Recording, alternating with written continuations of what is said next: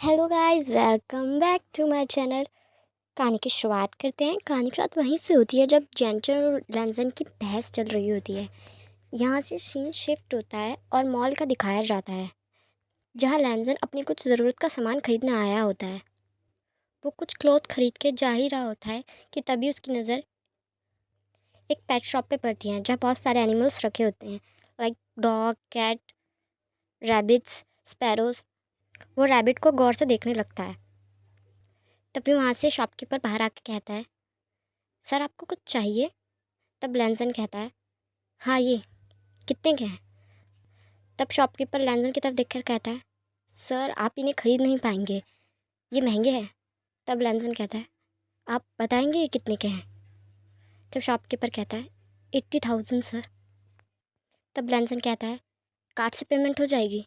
तब शॉपकीपर कहता है, हाँ सर हो जाएगी। जब वो पेमेंट करने दुकान के अंदर आता है तो अपना ब्लैक कार्ड निकाल कर कहता है, इससे हो जाएगी?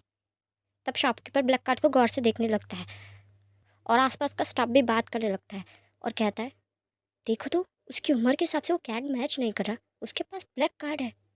हाँ, ब्लैक कार्ड तो मेरे पास भी नहीं है। I think he is a millionaire. उन लोगों की बातें चली रही होती है। तब तक शॉपकीपर लैंजन को बिल और उसका कार्ड वापस कर देता है और लैंजन रैबिट लेके बाहर निकल जाता है और बार बार उस रैबिट को देख के स्माइल कर रहा होता है और कहता है, पता है तुम मुझे किसी की याद दिला रहे हो, मेरे प्यार की। इसलिए मैं तुम्हें अपने साथ लेके जा रहा हूँ ताकि उसकी याद थोड़ी सी कम आए। तुम उसी की तरह क्यूट हो, शांत हो और इनोसेंट भी हो, बस मुझे काटना मत।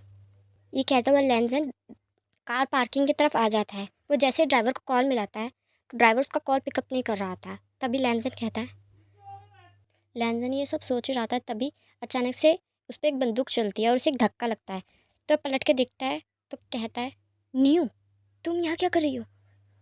तब न्यू कहती है, तुम्हारा पीछा कर रही थी और कुछ, और तुम्हें ज़िंदा रहना है या मेरे सवाल पूछने? हाँ बताओ।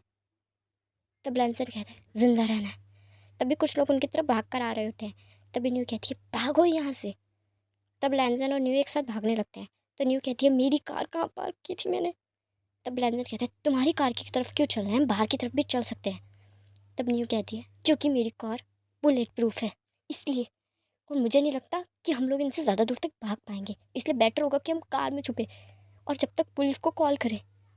लैंजर और न्यू भागने लगते हैं और कुछ देर में न्यू को उसकी कार भी मिल जाती है। उन पर लगातार फायरिंग हो ही रही होती है, पर वो किस तरह बचकर अपनी कार में घुस जाते हैं और कार को लॉक कर लेते हैं।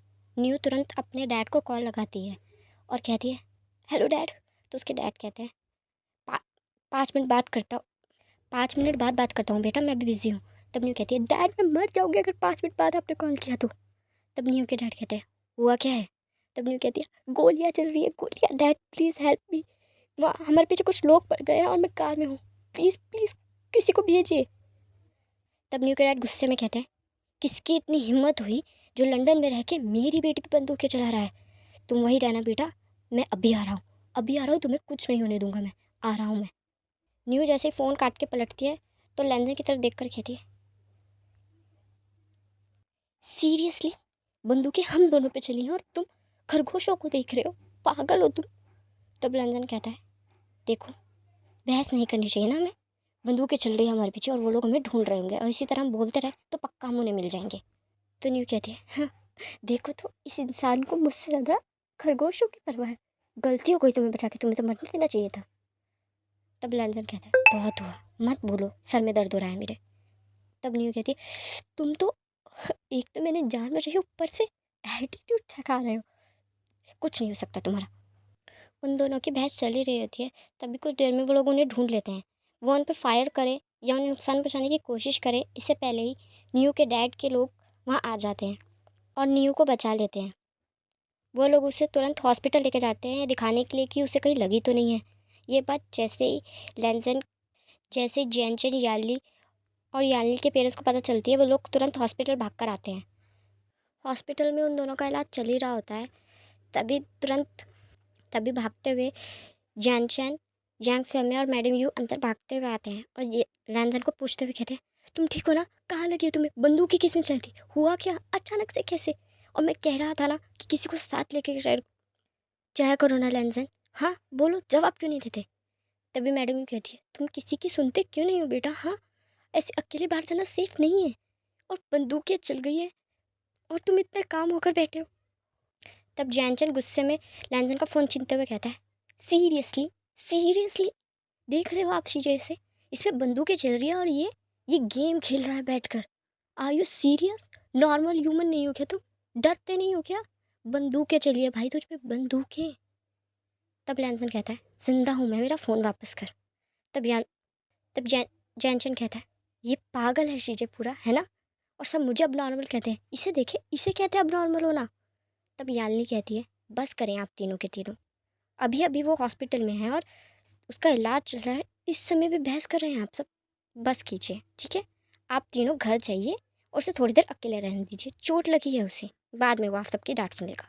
और जैनचन तुम सुधर जाओ, घर चलो तुम। तब यानी पोलाइटली स्माइल करते हुए कहती है, हम घर पे बात करेंगे लैंसन, अपना ख्याल रखना। उन लोगों के जाने के 5 मिनट्स बाद जैसे ही वो निकलने वाले होते हैं, तभी एरा भागकर आती है और लैंसन के गले लग जाती है। यह देखकर न्यू कहती है, लो, एक ड्रामा ख़त्म हुआ था, ये दूसरा शुरू हो गया, कैसे चिपक रही है ये। तब लैंसन कहता है, न्यू, एरा मैं ठीक हूँ। तब एरा कहती है, आई एम सॉरी, मुझे लेट पता चला, इसलिए मैं आने में लेट हो गई, आई एम सॉरी। तुम्हें सच में कहीं लगी तो नहीं, है ना? तुम ठीक हो ना लैंसन? तब न्यू कहती है, एक्सक्यूज़ मी, इधर मैं भी हूँ, उसके साथ मैं भी थी, ये पता नहीं चला? मुझे भी पूछ लो। तब एरा कहती है, तुम्हें पूछने का मेरा कोई दिल नहीं है, मैं उसे देखने आई हूँ बस। तब लैंसन कहता है, तुम दोनों शुरू मत हो जाना प्लीज़ प्लीज़, ठीक है?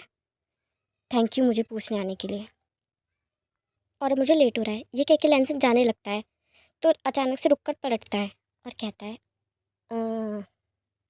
फ्रेंड्स? तब दोनों एक साथ कहती है, फ्रेंड्स? तब लैंसन कहता है, हाँ फ्रेंड्स, बट ओनली फ्रेंड्स। तब दोनों एक साथ कहती हैं, हाँ ओनली फ्रेंड्स। ये कह के दोनों उसे हक करती हैं और लैंसन पोलाइटली स्माइल करता है। उस दिन के बाद से लैंसन के लाइफ में काफ़ी कुछ चेंज हो गया था। उसे एक अच्छे फ्रेंड्स मिल गए थे, एक अच्छी फैमिली मिल गई थी। हाँ, शायद वो उसकी फैमिली नहीं थी, पर उसकी केयर उसके अपने परिवार की तरह करती थी। मैडम जू जो उसका बहुत ज़्यादा ख्याल रखती थी और उसे काफ़ी बार कहती थी कि वो हॉस्टल छोड़ के वापस घर आके रहे, उनके घर में आके रहे। जब लंदन में उसका घर है तो उसे हॉस्टल में रहने की क्या ज़रूरत। पर लैंसन तो इंडिपेंडेंट होना चाहता था, इसलिए उसने साफ मना कर दिया था कि नहीं, जब उसके पास पैसे आएंगे तो साथ वाला ही घर लेगा और सामने रहेगा, पर ऐसे ही घर पे आकर नहीं रहेगा। यानी हमेशा की तरह से बहुत ज़्यादा प्यार करती, उसकी केयर करती और उसे बिना पढ़े, उसके बिना कुछ कहने से पहले ही हर चीज़ समझ लिया करती। जैनचंद जो उसका एक अच्छा दोस्त था और एक प्यारा भाई, जो उससे लड़ता झगड़ता, उससे ज़िद करता और कभी कभी तो बहुत बुरी तरह रूठ जाता, जिसे लैंजन को कितनी देर तक बनाना पड़ता। जैंग फ्यामिया जो एक अच्छे पिता थे अपने दोनों बच्चों के लिए, यानली और जैनचैन, वो लैंजन को भी इतना ही प्यार करते जितना यानली और जैनचैन को प्यार करते। ये बात लैंजन को बहुत अच्छी लगती कि लंदन में आके शायद उसने काफ़ी कुछ खोया पर उसे काफ़ी कुछ मिला, एक अच्छा परिवार, फ्रेंड्स। उस दिन के बाद से वो चारों साथ स्कूल जाने लगे और साथ आने लगे, साथ में पढ़ाई करने लगे, कॉम्पिटिशन्स में पार्ट करने लगे। सब लोग उन्हें एक साथ देखने सब लोग उन्हें एक साथ देखकर यही कहते कि देखो टॉपर्स की टीम आ रही है, क्योंकि हर कोई किसी ना किसी फील्ड के अंदर बेस्ट था। जैनचंद पढ़ाई में चाहे कितना भी ख़राब हो, पर हैकिंग एक ऐसी चीज़ थी जो वो सबसे अच्छी करता था। किसी भी चीज़ को हैक करने के लिए उसे सिर्फ 15 मिनट्स चाहिए होते थे। लैंजन का ड्रीम हमेशा से अपना बिजनेस एम्पायर खड़ा करना था, अपने पैरों पे इंडिपेंडेंटली खड़ा होना, ताकि उसे लाइफ में कभी भी किसी से कुछ और ना मांगना पड़े, कभी भी किसी के आगे हाथ ना फैलाना पड़े। एरा का सबसे बड़ा ड्रीम था एक अच्छी मॉडल बनना, एक अच्छी एक्ट्रेस बनना। जैनचंद का एक ड्रीम था कि उसे बेस्ट हैकर बनना है, लंदन का, दुनिया का सबसे अच्छा हैकर, जिस जो जो कुछ भी हैक कर सके। एरा का सबसे बड़ा ड्रीम था न्यू का सबसे बड़ा ड्रीम था एक अच्छी बिजनेस वूमेन बनना, अपने डैड के बिजनेस को आगे बढ़ाना और किसी भी मैन पे डिपेंड ना होना। उन चारों की लाइफ बिल्कुल क्लियर थी कि उन्हें आगे लाइफ में क्या करना है और क्या क्या अचीव करना है, अपनी लाइफ में आगे किस मोड़ पे जाना है, वो इस बात को बिल्कुल क्लियर थे।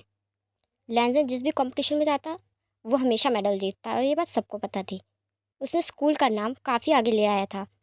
वो ज़्यादातर स्कूल की तरफ से कंपटीशन में बात करता, क्योंकि स्कूल मैनेजमेंट को भी पता था कि अगर कोई कंपटीशन टफ है तो उसे जितवा सिर्फ लैंजन सकता है। अब तो ये जैसे स्कूल का नियम बन चुका था, कि फर्स्ट लेंजन आएगा, सेकंड न्यू आएगी और थर्ड एरा आएगी। वो तीनों हमेशा इसी पोजीशन पे आते। काफ़ी बार तो टीचर को शक हुआ कि वो चीटिंग तो नहीं करते, इसलिए उन्हें अलग अलग क्लास में बिठाया गया, पर उसके बावजूद वो इसी रो के अंदर पास हुए, फर्स्ट सेकंड एंड थर्ड। ऐसे ही करते करते तीनों के स्कूल के पूरे 3 साल निकल गए थे। फाइनली वो ग्रेजुएट हो गए थे और वो कॉलेज में जाने वाले थे और काफ़ी खुश थे कि वो फाइनली अब बड़े हो गए हैं और अब कॉलेज में जाके कुछ न्यू एक्सपीरियंस करेंगे, लाइफ को और इन्जॉय करेंगे और लाइफ में और आगे बढ़ेंगे। और उन चारों ने डिसाइड किया था कि वो चारों एक ही कॉलेज में पढ़ेंगे, एक ही साथ, अलग अलग बिल्कुल नहीं होंगे, क्योंकि उन्हें पता था बस एक बार ये कॉलेज लाइफ ख़त्म हो गई तो उसके बाद तो चारों को अलग होना ही है, पर जब तक साथ रह सकते हैं वो रहेंगे, ये उन्होंने डिसाइड कर लिया था। आई एम सॉरी गाइस, पीछे से कुत्ते की भौंकने की आवाज़ आ रही है। पता नहीं क्या होता है, जब भी मैं वीडियो बनाने लगती है तो कुत्ता भौंकने लगता है, कोई कुछ ठोक रहा होता है या खटपट की आवाज़ आ रही होती है, उसके लिए I am sorry sorry sorry very very.